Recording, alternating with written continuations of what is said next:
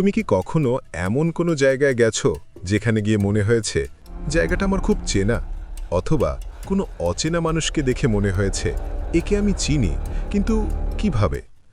আর সবচেয়ে অদ্ভুত কিছু ভয়, কিছু পছন্দ, কিছু টান, যার কোনো ব্যাখ্যাই তুমি খুঁজে পাও না। যদি বলি এই সব কিছু হয়তো তোমার আগের জন্মের ইশারা। হ্যাঁ, আমরা আজ কথা বলবো কিভাবে বুঝবে তুমি আগের জন্মে কি ছিলে, কোন কোন সংকেত তোমার ভেতরে লুকিয়ে থাকে, আর কেন সব মানুষ এই অনুভূতিগুলো বুঝতে পারে না। শেষ পর্যন্ত থাকো, কারণ শেষের সংকেতটা তোমার মাথা ঘুরিয়ে দিতে পারে। প্রথম সংকেত, অজানা জায়গা বা মানুষের সাথে অদ্ভুত পরিচিতি অনুভব করা। ধরো তুমি কোনো শহরে প্রথমবার গেলে, কিন্তু তোমার মনে হলো এই রাস্তা, এই গলি সব যেন আগে দেখা। এটা শুধু ইমাজিনেশন না, অনেকেই বলে এটা হলো পাস্ট লাইফ মেমরি, তার ছায়া। আমাদের ব্রেইন সবসময় সবকিছু মনে রাখে না, কিন্তু কিছু অনুভূতি, কিছু ফ্র্যাগমেন্ট ভেতরে থেকে যায়, যেগুলো হঠাৎ করে ট্রিগার হয়। দ্বিতীয় সংকেত, অকারণ ভয়। তুমি হয়তো পানিকে ভয় পাও, কিন্তু তোমার জীবনে কখনো বড় কোনো অ্যাক্সিডেন্ট হয়নি, অথবা আগুন, অন্ধকার, উচ্চতা। এই ভয়গুলো কখনো কখনো আসে আগের জন্মের কোনো ট্রমা থেকে।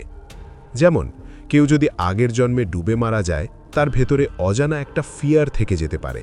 ঠিক একই রকমভাবে তুমি যে জিনিসগুলোতে সবথেকে বেশি ভয় পাও, হয়তো সেই ভয় পাওয়ার পেছনে লুকিয়ে রয়েছে তোমার আগের জন্মের কোনো রহস্য।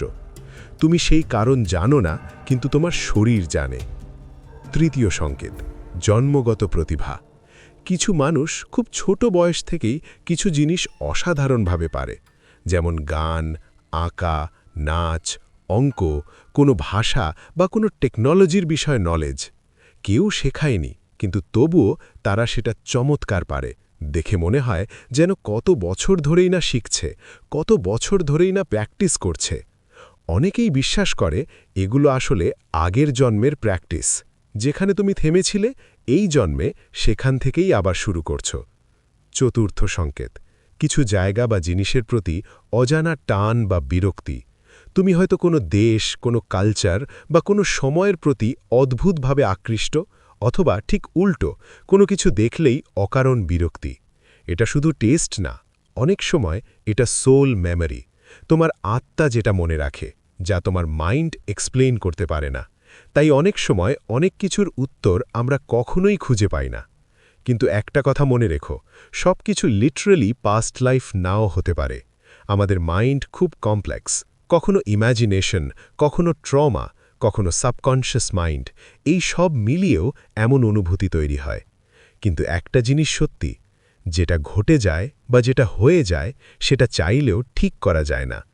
আগের জন্মে কি করেছো বা কি করতে পারোনি, সেটা থেকে গুরুত্বপূর্ণ তুমি এখন যে জীবনটা বাঁচছ, সেটাতে কি করছো, সঠিক পথে চলছ, সুযোগগুলো কি কাজে লাগাচ্ছ, এটাই গুরুত্বপূর্ণ। তাই অতীতের খোঁজে হারিয়ে না গিয়ে বর্তমানকে বুঝে বাঁচো। যদি ভিডিওটা তোমার ভাবনায় একটু হলেও নাড়া দিয়ে থাকে, তাহলে একটা লাইক দিও।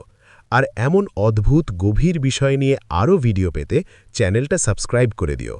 এবং এই পুরো বিষয় নিয়ে তোমার মতামত কি, কমেন্টে লিখে জানিও। দেখা হচ্ছে পরের ভিডিওতে নতুন কোনো অজানা বিষয় নিয়ে।